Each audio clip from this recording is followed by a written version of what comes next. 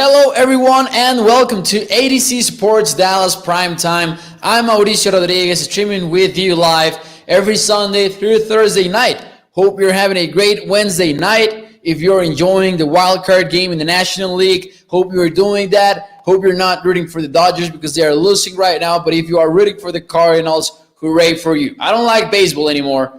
The Yankees got beaten last night, and that is a team that I root for, to be honest with you. So that was not fun at all. Anyways, big show tonight. Last night we had a lot of fun reacting to the Jalen Smith news. Today we'll talk a little bit more about that recently signed, to be signed Green Bay Packer Jaylon Smith. We'll talk a little bit about the aftermath, the three players that benefit the most from the Jaylon Smith release within the Dallas Cowboys roster. We'll have a small Cowboys catch-up segment with some news, including some players that did not practice, including Ezekiel Elliott, and we'll close the show out with some keys to the game and some matchups to watch, and specifically one matchup that comes to mind as we get ready for this game. What is up, Dallas Young? Thank you for joining the show over on YouTube. The same for Katie, Tino Santiago, T-Mac, and Stevie Mac, who is reminding you to like the video and, of course, share the show. The most important thing that you need to do is share the show. If you're watching on Facebook, YouTube, or Twitter, let your friends know that you're watching Z Sports Dallas Primetime. How are you guys doing? Hope you're having, again, a great Sunday night, a great Wednesday night. What am I talking about Sunday? I am already thinking about Cowboys versus Giants. Well, that means we need to begin the show. Let's kick this off now that more of us are here. Let's kick the show off officially.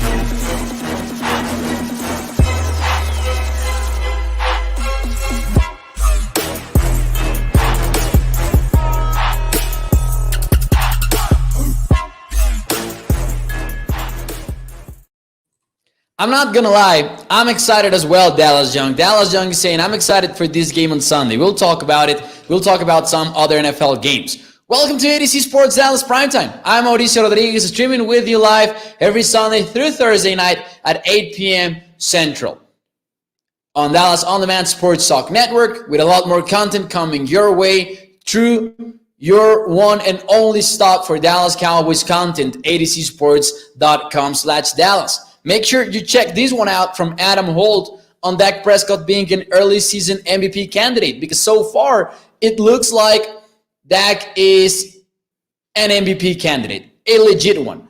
I don't know who is the front runner right now. Like, I know that the sports books have Kyler Murray as the front runner.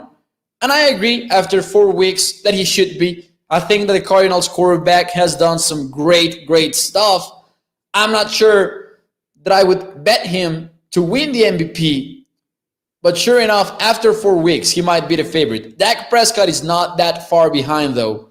I think that Tom Brady, Kyler Murray, Dak Prescott, in whichever order you want to put them in, I think those are your top 3 MVP candidates. Josh Allen might be in that ranking as well, even though they started out slow versus the Steelers in week 1. But as Dallas Young, I'm excited about the Cowboys-Giants game. Sure I am. But I'm also excited about some other games in the NFL. We have the Rams and the Seahawks playing tomorrow night. We have the Chiefs and the Bills playing in primetime as well. The Browns are going to face the Green Bay Packers. I'm excited about all of these games. So before we get into all of it, let me read some more comments. What is up, William Steele? Thank you for being here in the show, Mr. Steele. Guru saying, hello, Mo, Giants countdown. Definitely.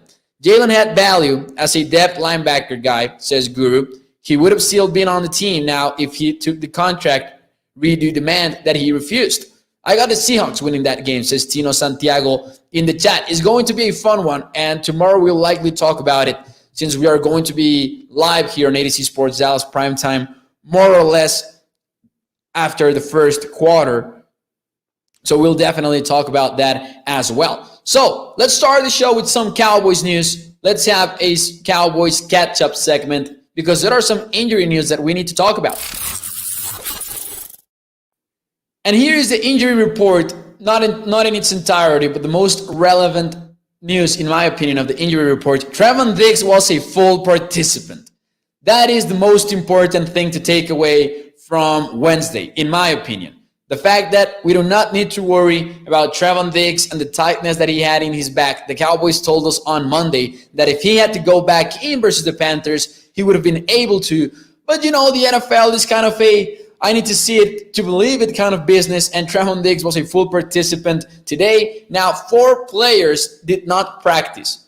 That includes Ezekiel Elliott, who talked about knee tightness as well to the press, and he said that he feels a lot better now than he did on Monday, so maybe not a lot of concerns there. He was limited. Amari Cooper was also, he did not practice. Amari Cooper also did not practice. If Cooper is nursing an injury, I don't mind if the Cowboys give him, your Wednesdays. I'm concerned about that Thursday and Friday practice, though. Donovan Wilson, not a surprise. You do not need to rush him back when Jaron Kearse is playing at the level that he is right now. And Durant Armstrong, another player that we are not worried about, that we're not surprised, about, or we do not expect him to come back on Sunday. On the other hand, Carlos Watkins was limited in practice today, which is great news for the Dallas Cowboys. Watkins, not a big name, but he was giving this team about 35 snaps per game. So super glad to have him back. Even more now that, listen, and we'll get into the Jaylon Smith news aftermath in a little bit. But even the fact that Carlos Watkins is back helps the Cowboys make this move and move on from Jaylon Smith. Because now you're maybe not as concerned about Chauncey Golston getting some snaps on the inside. And now you have another potential pass rusher on the outside in Golston. And you don't need to worry about Micah Parsons playing defensive end most of the time, even though he might continue to do so. Fun interaction, by the way, between Acko and Micah Parsons on Twitter today. Emmanuel called him out on some plays during his segment on TV, and Micah Parsons was replying to that. I know that we don't like players replying to TV analysts and getting in a back and forth kind of argument with these guys. But hey, Michael Parsons is a young rookie. You understand maybe where he's coming from. And we know it's not going to be a real distraction for Parsons. But it was an interesting interaction. In case you missed that, go to Michael Parsons' Twitter account and check his replies out. Actually, you know what? I will look for it right now. I will look for it in order to read you some of these tweets, because I thought that Micah really did a great job replying to him. So Emmanuel was calling out Micah Parsons on some plays in which he was maybe looked a little bit lost on coverage, but to me it's impossible to know whether or not those were his assignments. And anyways, the point is, Micah Parsons replied, "I don't think you have any idea what you're talking about, and once again, this is a horrible take." That was Micah's first reply. And then Emmanuel Acko came back with, "I respect your opinion, your game as on the ball linebacker, and your agent too much to go back and forth. The big guy in the sky don't lie. My job is to make the elevation. Your job is to make tackles. Keep doing you, I'll do me." And then Micah replied, "We definitely go in the drawing board together to prove how wrong you are. All I'm saying, don't post stuff on social media that's not true until you actually know the coverage and job obligation of each player on the field. Because actually, me and Jaylon was right." So that is Micah's final reply, if I'm not mistaken. But anyways, you don't love to see Micah biting and getting back and forth with Emmanuel, but it was still fun to read, though. William says, "I said on the morning show, Jaylon already had something in the plans," says William Steele. That happened fast. The Packers closing in on a deal with Jalen Smith, which is not official, as Stevie Mack correctly pointed out in the chat. They're still working on it, finalizing the deal. According to some reports, it might get done. I think it will get done. But yeah, maybe William is right in saying that maybe they had something in the works. You never know, though. You never know with this kind of situations. Do we get D-Law and Gallup back after the bye week, says Guru. I would be surprised if we get D-Law back so soon. But then again, more or less what we were expecting, that would be the time that we were expecting him to miss. The Cowboys have not said anything official on that, though. I think that Gallup will be back after the bye week. I don't think that the Cowboys will rush him back. So he should be ready by week 8 versus the Vikings. And you want all of the firepower versus the Vikings. I know they're coming off from a 7-point performance, but before that game versus the Cleveland Browns, they were actually clicking on offense. And I think that the Cleveland Browns defense is also very good. So let's give them some credit. But I think that you want Michael Gallup back for the Vikings game, definitely. Player management, LOL, says Tino Santiago. What we talked about with Trevon Diggs. So found out on Monday that it was not, well, actually late Sunday night, if I'm not mistaken, that it was not really player management, but Trevon Diggs was actually dealing with something. Now, on more positive news, we talked about Carlos Watkins expected to be back practicing as a limited participant on today's practice, but also Keanu Neal and Bradley and I are going to be back from the COVID list. Now, fingers crossed, not trying to jinx anybody, but fingers crossed, we do not only get the news that Keanu Neal and Bradley and I are back from the COVID list, but also let's hope that we don't hear about the COVID list for the rest of the week, because the Cowboys have been one of the most affected teams in the NFL with this, especially when you consider the players that have gone into the list. And the Cardinals just had a bad play on defense over on the wildcard game, by the way. What do you think about Collins suing the NFL about a failed drug test, says Joshua Davis? I would be surprised if anything comes out of that. Like, the NFL, I think in their statement, they issued one statement, and in it, they talked about 2 separate arbitrators jointly, designated by the NFL and the NFLPA, and the fact that they dismissed his case. So I think that is what's going to happen. But in this case, with the legal things and stuff like that, they always go to that last resource. I wouldn't expect anything to come out of that. However, I am not by any means a legal expert, literally by any means. And plus, we might not have some information that they have. But I would be surprised if anything comes out of that. I am, and I think Cowboys fans should as well, I am ready, mentally ready for Lyle Collins to fulfill his 5-game suspension in his entirety. I don't think that will change at any point. Another 2-interception game for Trevon Diggs, says Lunatic. They hit that like button, Cowboys Nation. So if we hit that like button, that is going to happen, I think. Yes, sir, we are a new team with a great leader and another growing in front of our eyes, says Jack Meeker. And I agree. Listen, I know that some Cowboys players went out there to the press and they talked about being bummed out about about Jalen Smith being gone from the team. I understand that. I understand Michael Parsons saying that it was a welcome to the NFL moment for him. And people did misread that tweet from David Hellman, for example. I think that when David Hellman clarified that on Twitter, in case you did not see that, some people took that comment in a negative way. When what Michael Parsons really meant was Jalen Smith was a veteran in the team. And maybe the Cowboys players also did not expect him to be gone after 4 weeks of action. So that was what Michael Parsons definitely meant. He did not mean to say like, all right, it's my time to take over the Cowboys defense. He just meant, from one day to another, Jalen Smith is not on the team. And that is how the NFL operates. So that was a welcome to the NFL kind of moment for him. Surprising move, by the way. We talked about it last night. Obviously, right now we have a colder head to talk about it. We have gone to bed, woken up. We have had time to actually process the Jalen Smith release. And there is no doubt that the most important aspect of Jalen's release was the $9.2 million figure for 2022. And someone actually mentioned it in the chat last night before I did. $9.2 million is the number that the Cowboys were going to guarantee Jalen Smith for injury if he was injured in the 2021 season. So if he suffered a season-ending injury, let's say week 5 versus the Giants, and he was not able to pass his physical in March, then the Cowboys were not going to be able to release Jalen Smith without those guarantees, without those $9.2 million becoming an issue.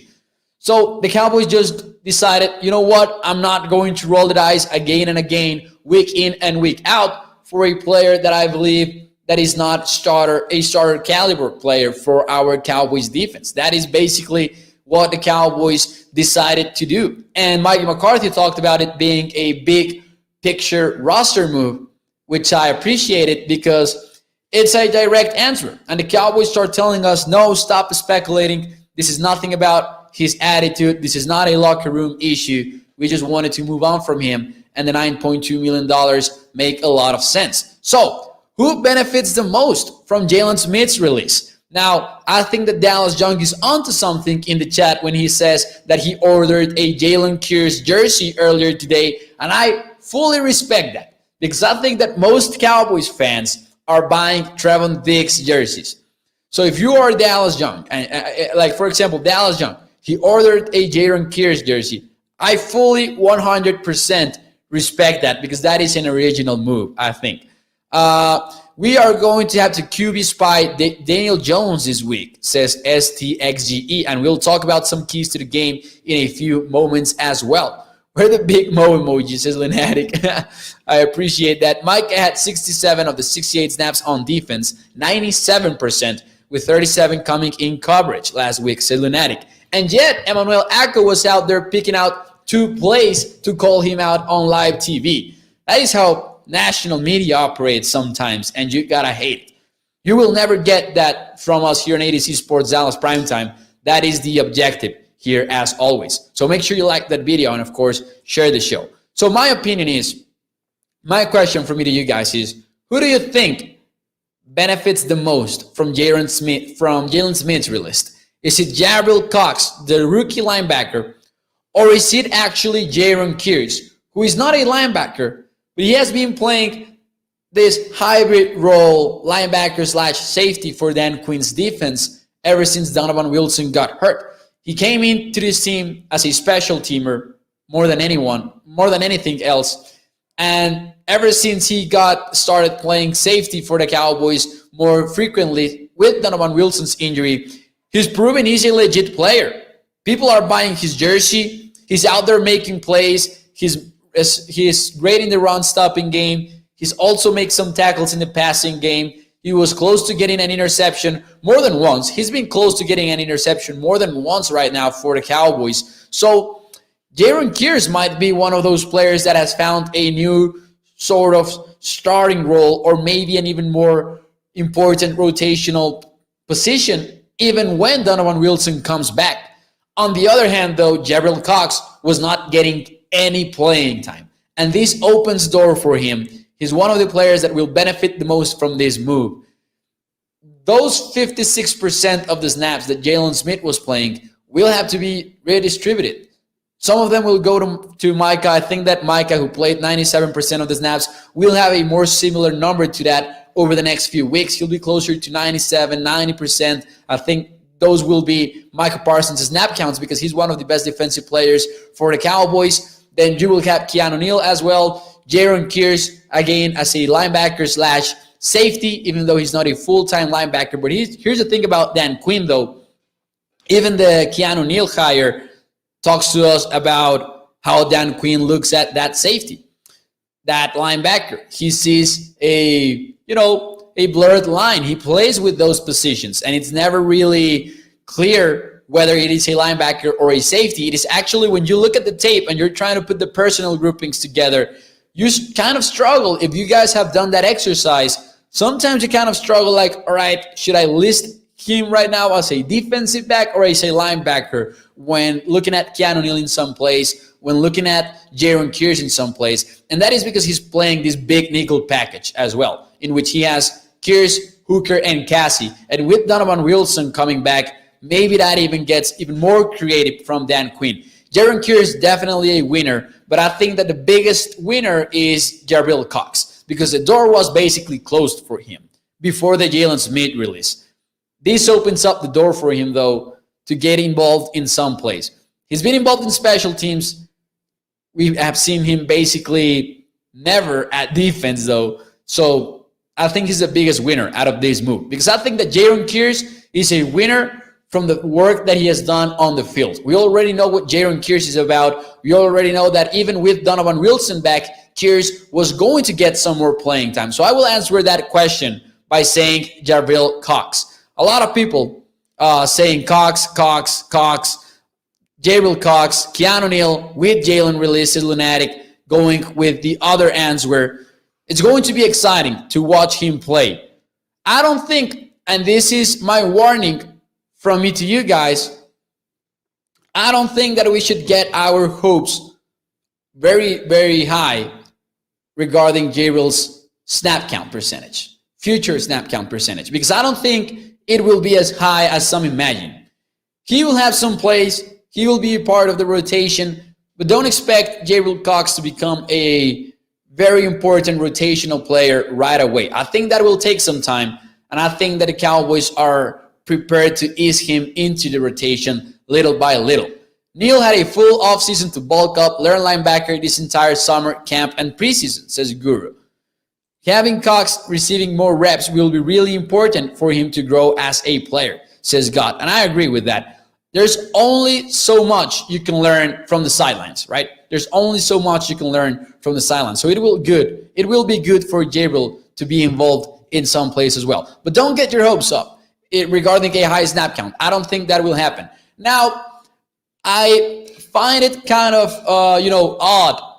And I talked a little bit about this last night, but I will mention it again, maybe a little bit more in depth.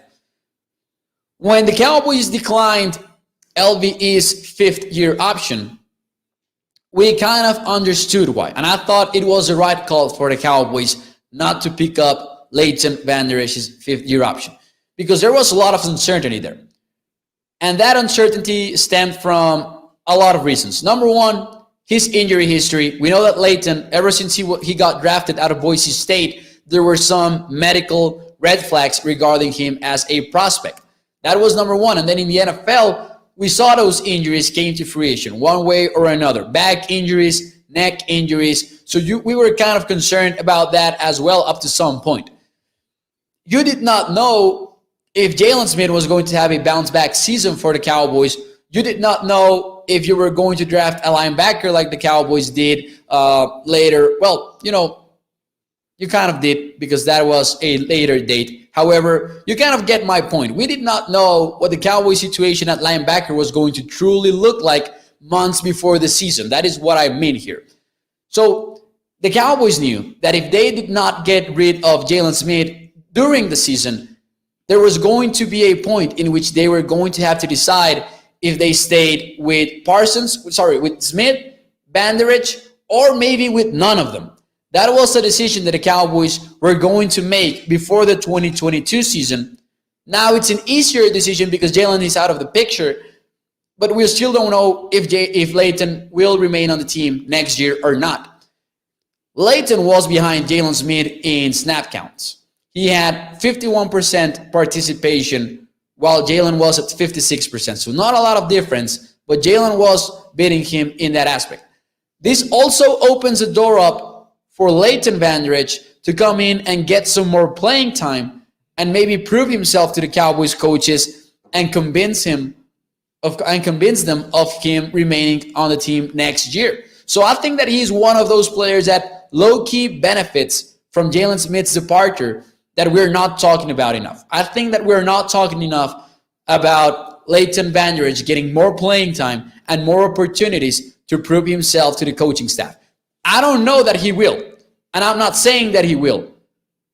I am saying, though, that his playing time might increase as well, just like Micah Parsons' playing time will and Keanu Neal's playing time will. I think that Leighton Vander Esch might get that additional opportunity. No fifth-year option for LVE. He likely gone come picks in the future, says Jim Smith. And honestly, I lean that way too. I lean towards him not being on the team in 2022.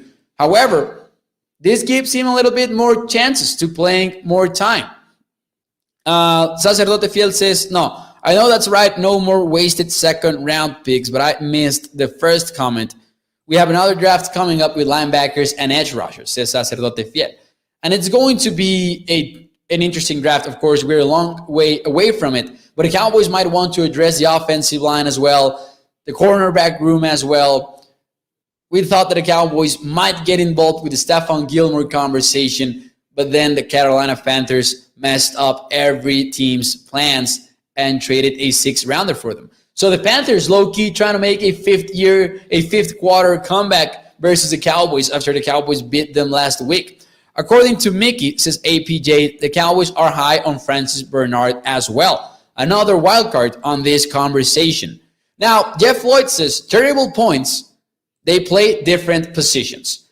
And I realize that, Leighton has played Mike, he has played Will, he has done a little bit of everything. That is maybe why Jaylon Smith's snap percentage is higher than Leighton Vander Esch. But are we going to pretend like Leighton has not played different positions during his career with the Dallas Cowboys?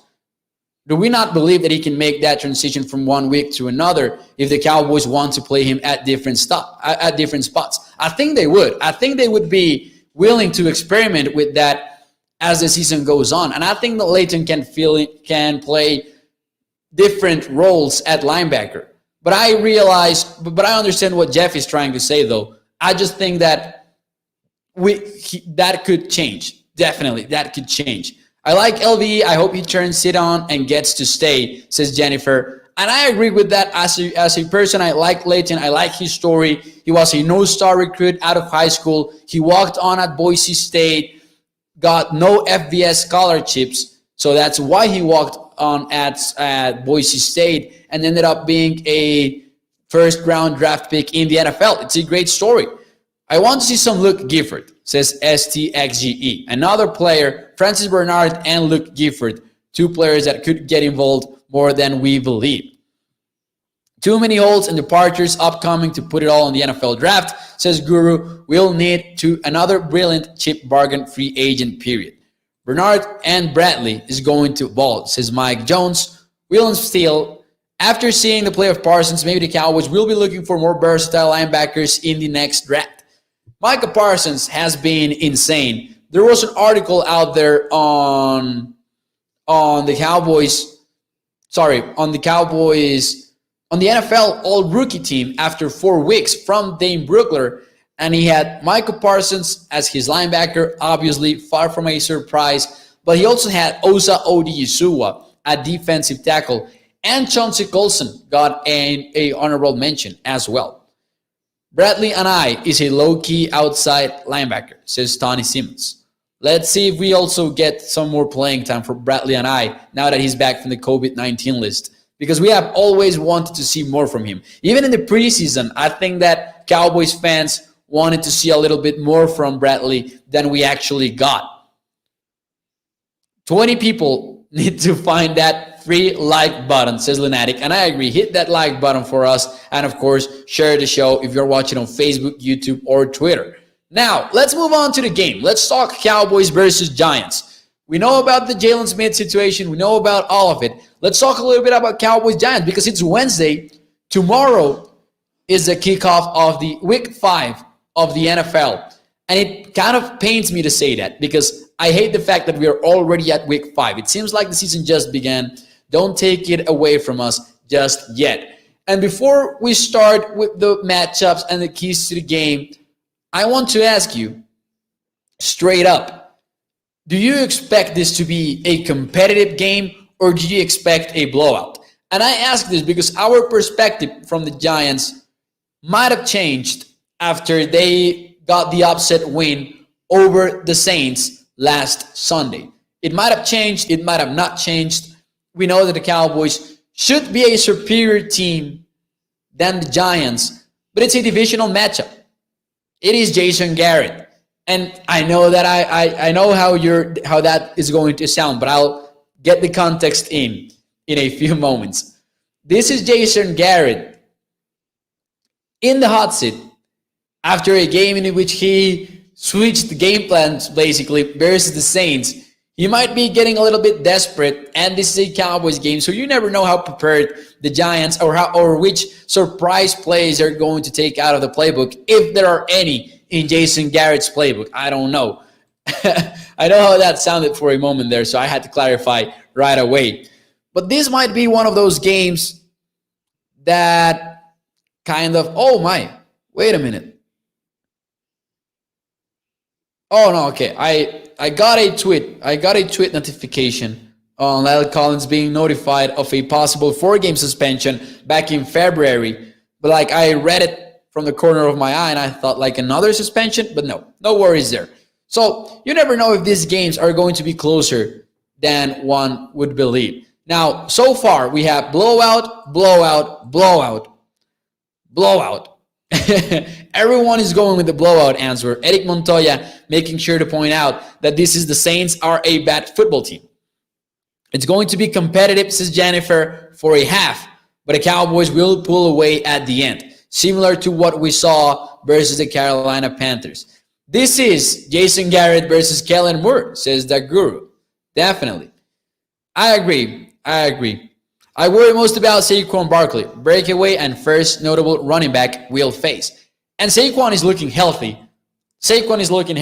So let's talk about the Giants. We know what the Cowboys have been able to do. We know about them. But let's talk a little bit about the Giants, because I think there are some interesting things to be pointed out here. They got the upset win versus the Saints. The Saints had a big lead late in the game. They blew it. Daniel Jones, credit to him, he threw for over 400 yards, 402. He got 2 touchdowns, 1 pick, but the pick was a Hail Mary at the end of the first half. So it really doesn't count in my opinion. But the Giants had deep plays, believe it or not. They had actually 8 plays for over 20 yards versus the Saints. And I think that kind of stems from their injuries. The Giants visited New Orleans. This was the first Saints game in the Superdome after the hurricane. They visited the Saints without Sterling Shepard and without Slayton. Basically, their top 2 wide receivers up to week 3. So after 3 weeks, they were their top wide receivers. So we saw a completely different set of receivers for the Giants versus New Orleans. And that was Kenny Golladay, who had a great game, 6 catches for over 100 yards. Kadarius Toney, the Florida prospect, and John Ross, the speedster, who had a 52-yard touchdown catch with Daniel Jones. After 3 weeks, Kenny Golladay had been targeted 20 yards downfield only once, but in this game, it did feel like a deeper game plan for the Giants. They were throwing the ball downfield. So maybe this Giants offense accidentally became more dynamic with their injuries. I'm looking forward to seeing what their game plan is versus the Cowboys, because you got to know that the Cowboys defense is allowing big plays. I love what the Cowboys have been doing up to this point, the way they have been forcing turnovers, the way Trevon Diggs has 5 interceptions, but they have allowed big plays. So that might be one of the few concerns that we have going into this game. Now, Garrett is in the hot seat, so expect him to get as creative as he can over the next following weeks. Remember that Garrett came into New York with offensive line coach Mark Colombo, who is gone. Offensive assistant Stephen Brown, also gone after last season. So his guys are no longer in the team. And it's not like Joe Judge wanted Jason Garrett as an offensive coordinator for his team. So let's be ready for a few surprise plays. Let's get ready for that. I'm not saying it will be a competitive game. I expect a blowout as well. But you never know with these games. Now, that is one of the things that I would like to point out. So one of the keys to the game, avoid those deep plays. And I think that the Cowboys should some way, somehow feed Ezekiel Elliott again. I'm not talking about early downs. I'm a huge believer in early down passing, in letting Dak Prescott cook. But without Blake Martinez, who got injured, tore his ACL recently, without Blake Martinez, they played Crowder last week, and they allowed over 170 rushing yards versus the Saints. And now you're getting to face the Ezekiel Elliott-Tony Pollard duo, who last week were in the top 5 of efficient running backs. The 2 of them were in the top 5. This Cowboys team is clicking in the running game just like they are in the passing game. So maybe getting an early lead and just running the football down New York Giants' throat is the game plan for the Dallas Cowboys if they are able to get that early lead. Jennifer said in the chat that she expects a close first half. So if the Cowboys can avoid that, then I can see this being a blowout. Yes, I expect Dan Quinn to put players in positions to make plays. I think she meant positions to make plays. Their right tackle is soft, so Randy should have another big game. James Smith says cares. He has looked so good. Gabriel says Blake Jarwin always has a good game versus the New York Giants, but nothing like that 3-touchdown performance, which I will never forget. Stevie Mack says, I have a feeling they're saving that play for later in the season, says Dallas Young, but I don't know. All right, it is this one. I want to see Cedric Wilson throw another touchdown to Dak against the Giants. I want to see the Connor McGovern handoff. It's got to happen, right? At some point, we're going to see a handoff to Connor McGovern. Can we agree on that? Kellen Moore called this the Mac package. When McGovern gets in and acts as a fullback, the linebackers tremble. But I wonder if at some point we're going to see a Connor McGovern handoff. I don't know if I would like it, but I would enjoy the chaos, of course. And if he's able to get a touchdown, I would just lose my mind. LG dive, LMAO says, yeah, left guard dive. They actually are going to have to implement that to Madden after it happens. I'm going to call week 8 for that to happen. That is going to happen on week 8. That is ADC Sports Dallas Primetime bold prediction. Noah earned more time to Connor McGovern handoff, but throw it in, says Ninja. Let's go. We're getting crazy here on ADC Sports Dallas Primetime. So that means we need to move on to the final matchup. And in my opinion, one of the most important ones, we will kind of cheat because we already talked about a similar matchup a couple of weeks ago. But the Giants are also dealing with some injuries at offensive guard. And take a look at this tweet from Jordan Renan. Matt Skura is expected to start at left guard. This is from before the Saints game. That was the 4th left guard in the Giants 2021 season. Shane Lemieux is on injured reserve. Nick Gates, we know about the position change, got injured when playing left guard. Ben Bradson was limited today on the Giants injury report, but it was only a projection because it was only a walkthrough for New York. And Matt Skura played last week versus the Saints. So that is your left guard number 4. It might be Ben by Sunday, but even still, like we're talking about backup offensive linemen. And the Cowboys have seen Ozo Odiyesua become a force at defensive tackle. So getting that pressure on the inside might be key to stopping this Giants offense. How about Justin Turner going deep to left field? Home run Dodgers. We have a tied ball game in the bottom of the 4th inning. 1-1. Sorry about the parenthesis, but I get excited. So also Odiyesua facing the backup offensive line in the interior will be important for this game. Also, Carlos Watkins coming back to this game. This might be the best defensive tackles game for the Cowboys in a while. Do you think at some point, says Jennifer, in the season, Connor McGovern will catch a touchdown pass? So far we have Connor McGovern running in for a touchdown, throwing for a touchdown, and catching a touchdown. We have high expectations for Connor McGovern. I don't think it will happen, though. No, I kind of think it also makes a lot of sense. You know, a play-action pass in which the fullback checks and releases for a touchdown. Of course, he has to report eligible, etc., but that would be amazing.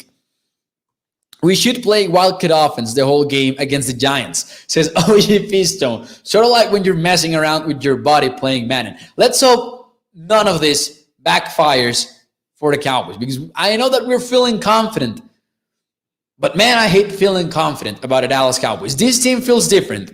But when I feel confident is when I start getting concerned as well.